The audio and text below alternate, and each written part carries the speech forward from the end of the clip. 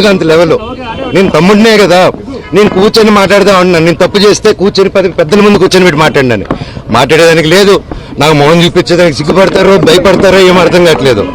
ఓడిగిలు చంపగలుగుతారు కానీ నా జనాల మనుషుల నుంచి మమ్మల్ని ఎవరు తీలేరు. అండ్ ఇది నా ఊరు, నా బంధువులు, నా పల్లెటూరు, నా జనాలు. అండ్ ఈ క్యాంపస్ నా గౌరవం ఉంది. ఇది ఒక్కరి కాంట్రిబ్యూషన్ కాదు, ప్రతి ఒక్కరు కష్టపడేమో, ప్రతి ఒక్కరు కాంట్రిబ్యూట్ చేసాం చిన్నప్పటి నుంచి. అండ్ ప్రతిదీ కోర్టులో మేము ప్రజెంట్ చేస్తాం, కోర్టు ద్వారా తెలుసుకోండి. అంతేగాని కోర్టులో ఉన్నప్పుడు ఇలా ఫోర్స్ చేయడం, మా జనాల్ని, మా ఫ్యాన్స్ ని, మా ఫాలోవర్స్ ని బెదిరియడం, మీరు ఇక్కడికి వస్తే లాఠీ చార్జ్ చేస్తారని బెదిరిస్తూ ఉన్నారు. మేము ఇక్కడికి వస్తాం సార్, వస్తే లాఠీ చార్జ్ చేస్తాం. ఎందుకు లాఠీ చార్జ్ చేస్తారు సార్? నేను మా ఊరికి వెళ్ళినా, నా బంధువుల్ని కలిసినా, జల్లికెట్టుకు పోయినా, ఇక్కడికి వచ్చినా నేను సార్ రావచ్చు అంటే రావద్దన్నారు. సరే ఓకే, తిరుక్కుని పోతున్నాను సార్. నా తాత నాన్న సమాధి దగ్గర పోతాను, మీరే పోలీసులు రండి సార్, మీరు నాతో పాటే రండి. నేను జస్ట్ 2 నిమిషాలు నా గురించి అడిగి సార్, ఊర్లో సరదాగా కెమెరాలు ఎత్తుకొని వీడేంది, వీడి కథ ఏందని అడగను పోయి, మీకే అర్థమైపోతుంది అంతా. నేను కేవలం నేను అడిగిందల్లా ఒకటే, ఇక్కడ జనాలు హాస్టల్ పిల్లకాయలు అండ్ ఆ తర్వాత బయట చదివే హాస్టల్స్ దగ్గర కూడా క్యాష్ డిమాండ్ చేద్దాం, హేమాద్రి నాయుడు వీళ్ళందరూ కలిసి. అండ్ వాళ్ళ దగ్గర వాట్సాప్ చాట్లన్నీ ఉన్నాయి సార్, బెదిరించడే హాస్టల్ అంతా ఖాళీలు చేపించడం.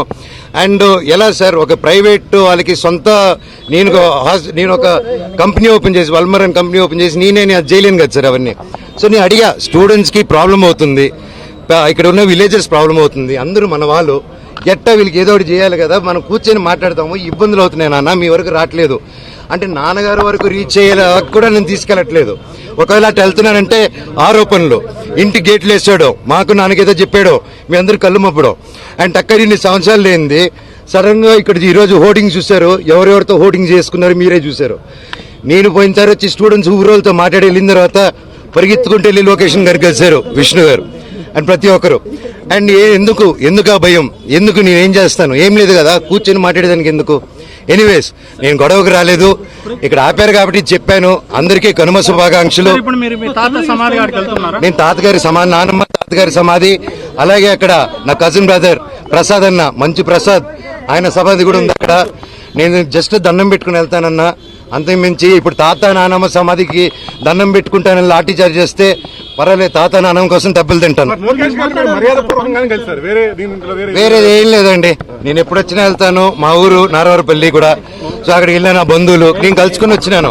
వాళ్ళని ఈ ఇష్యూలో నేను ఇన్వాల్వ్ చేయలేదు. నేను లోకేష్ గారిని కూడా, ఎవరిని గారిని కూడా సార్ నాకు ఇలా చేయండి, నాకు ఇబ్బంది పెడుతుంది, నేను ఎవరిని అడగలేదు. ఎందుకంటే ఇది నాది, నా ఒక్కడిది, నేను డీల్ చేసుకుంటాను. సార్ తాత నాన్న పర్మిషన్ మీరు తీసుకుని వెళ్తారా మీ తాత నాన్న దగ్గరికి? అదొక ఇల్లు అంటే ఆయన ఉన్నారు, నాన్నగారు ఉండి రావద్దన్నారు కాబట్టి ఓకే. ఇప్పుడు తాత నాన్న సమాధికి ఇప్పుడు ఎట్టది మీరే చెప్పండి, న్యాయమా న్యాయం అది? వెళ్ళకూడదు. నా కోర్టు ఆర్డర్ రాలేదన్నా, సర్టిఫికేట్ రాలేదు. ఇప్పుడు నాకు ఆయన జిరాక్స్ కాపీ ఇస్తే తప్ప అది వచ్చింది. నాకు first of all xerox copy ఆయనకి ఎవరు ఇచ్చారో తెలియాలి కదా, నేను స్టేషన్కి వెళ్ళి అదే అడుగుతాను. సర్టిఫికేట్ అది జిరాక్స్ కాపీ నాకు చేశారని రాలేదా ఉద్దేశం కాదు. నేను ఎప్పుడు హైదరాబాద్ లో కూడా మీరు చూశారు, నన్నే ఇంటి బయట కాపడం, నన్నే ఇక్కడ రానికుండా చేయడం. నేను అడిగేదల్లా ఒకటే, ఇష్యూ ఏంటో నాకు అర్థం కావట్లేదు. నా గురించి బ్యాడ్ మాట్లాడినారు, బ్యాడ్ చేస్తారు, అంతా ఓకే అండి. నేను నా ఇంటికి వెళ్తానంటే ఇల్లు ట్రస్ట్ అంటే అది కోర్టులో ఉంది, కోర్టు డిసైడ్ చేయను, ఆనరబుల్ కోర్టు డిసైడ్ చేసినట్టు మనం ఫాలో అవుదాం. కాకపోతే నేను ఎస్ఐ గారిని, సిఐ గారిని అందరినీ రెస్పెక్ట్ చేస్తాను, అందరిని గౌరవిస్తాను. డిఎస్పీ గారితో కూడా మాట్లాడాను, మేము వెళ్ళిపోతాము. కాకపోతే ఎందువల్ల ఆపుతారో అర్థం చేసుకున్నాను.